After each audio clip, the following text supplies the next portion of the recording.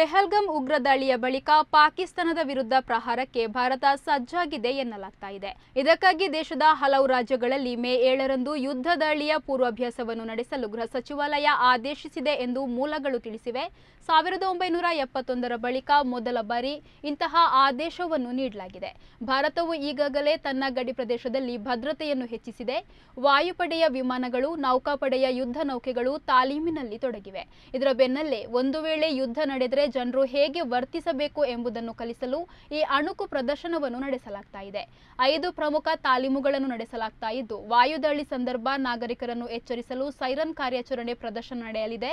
ಶತ್ರುಗಳ ದಾಳಿ ಸಂದರ್ಭ ತಮ್ಮನ್ನು ತಾವು ಹೇಗೆ ರಕ್ಷಿಸಿಕೊಳ್ಳಬೇಕು ಎನ್ನುವ ಬಗ್ಗೆ ಎಲ್ಲ ನಾಗರಿಕರಿಗೂ ತರಬೇತಿ ನೀಡಲಾಗ್ತಾ ಇದೆ ಎನ್ನಲಾಗಿದೆ.